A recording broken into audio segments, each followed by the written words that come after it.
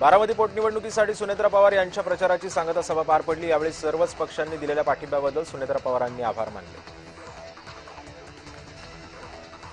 सुनेत्रा पवारांच्या प्रचाराच्या सांगता सभेला खासदार सुप्रिया सुळेंनी हजेरी लावली। महाविकास आघाडी सुनेत्रा पवारांच्या पाठीशी असल्याचं वक्तव्य सुप्रिया सुळेंनी केलं। सांगता सभेवेळी अजितदादांच्या आठवणींनी सुनेत्रा पवारांना अश्रू अनावर झाले। माझं दुःख मोठं आहे, माझं तर सर्वस्व हरपलंय असं म्हणत सुनेत्रा पवार भावूक झाल्या। बारामती पोटनिवडणूक दादांच्या स्मृतीचा यज्ञ असून दादांच्या स्मृतीला मतदान रूपी आहुती द्या असं आवाहन मुख्यमंत्री फडणवीसांनी मतदारांना केलं।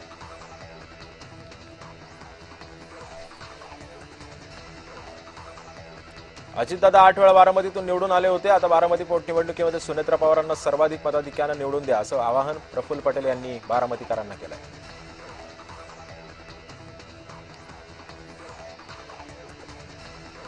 भारतीय जनता युवा मोर्चाच्या वतीनं युवा शक्ती जागर मोर्चाच्या महाराष्ट्र दौऱ्याचा शुभारंभ करण्यात आला। याप्रसंगी मुख्यमंत्री फडणवीस, प्रदेशाध्यक्ष रवींद्र चव्हाण उपस्थित होते। भाजयुमोचे प्रमुख महाडिक यांनी रवींद्र चव्हाण यांना व्यासपीठावरील सर्वात युवा मानाचं व्यक्तिमत्व म्हटलं। पंतप्रधान नरेंद्र मोदी यांनी अपेक्षित असलेले युवा शक्तीचं प्रभावी संघटन उभारण्यात येईल असा दावाही प्रदेशाध्यक्ष रवींद्र चव्हाणांनी केला।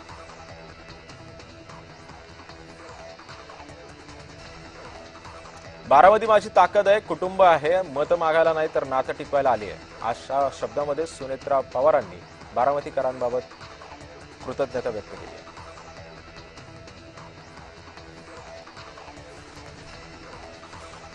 बारामती पोटनिवडणुकीमध्ये सुनेत्रा पवारांचा विजय होईल आणि प्रत्येक मतपेटीमध्ये घड्याळाचा आवाज उमटेल असा विश्वास प्रदेशाध्यक्ष सुनील तटकरे यांनी व्यक्त केला। अजित पवारांच्या अपघाताबद्दल मनामध्ये असलेली शंका सुनेत्रा पवारांनी बोलून दाखवली। अपघाताची सखोल चौकशी होऊन सत्य समोर यावं अशी मागणी त्यांनी केलेली आहे।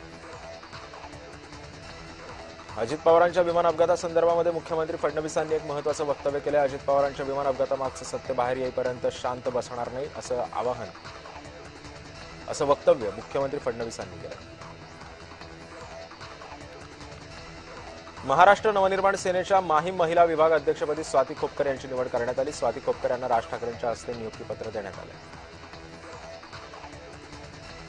मोर्चा काढण्यापेक्षा महिला आरक्षण विधेयकावरून समोरासमोर बसून दूध का दूध पाणी का पाणी होऊन जाऊ द्या, मुख्यमंत्री देवेंद्र फडणवीसांनी रोहिणी खडसेंना आव्हान दिलं।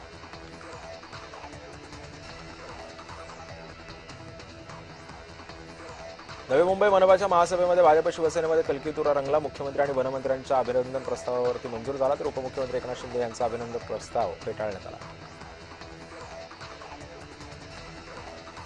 पंतप्रधान नरेंद्र मोदी यांच्या सभांना मिळणारा प्रतिसाद पाहता पश्चिम बंगालमध्ये भाजप सत्तेत येईल आणि काँग्रेसचा पराभव होईल असा विश्वास मंत्री चंद्रशेखर बावनकुळेंनी व्यक्त केला।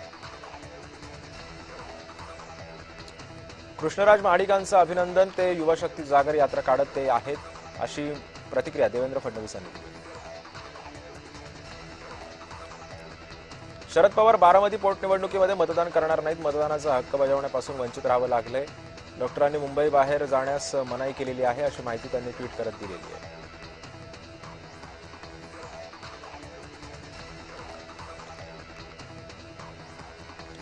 मुंबईमध्ये महायुतीनं महिला आरक्षण विधेयकाच्या मुद्द्यावरती जनाक्रोश मोर्चा काढला। भाजपचे मोठे नेते, महिला कार्यकर्ते मोर्चामध्ये सहभागी झाल्या होत्या।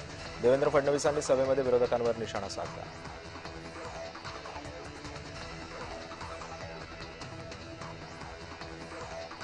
राज्यामध्ये SIR पूर्वीची तयारी सुरू झालेली आहे असं विधान भाजपचे नेते किरीट सोमय्या यांनी केलं। पुरावे देऊन मतदार यादीतून नावं हटवण्याची निवडणूक आयुक्तांकडे मागणी केल्याचंही त्यांनी सांगितलं।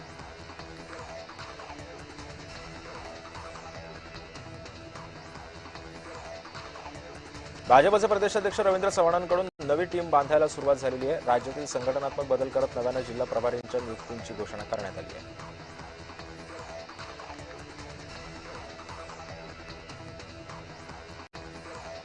भाजपकडून महाराष्ट्र प्रदेश प्रवक्त्यांची यादी समोर आलेली आहे। महाराष्ट्रातील 23 नेत्यांची प्रदेश प्रवक्ते म्हणून नियुक्ती करण्यात आली आहे। विश्वास पाठक, प्रमोद जठार, अजित चव्हाण, अवधूत वाघ यांना प्रवक्ते पदावरती पुन्हा संधी मिळाली आहे।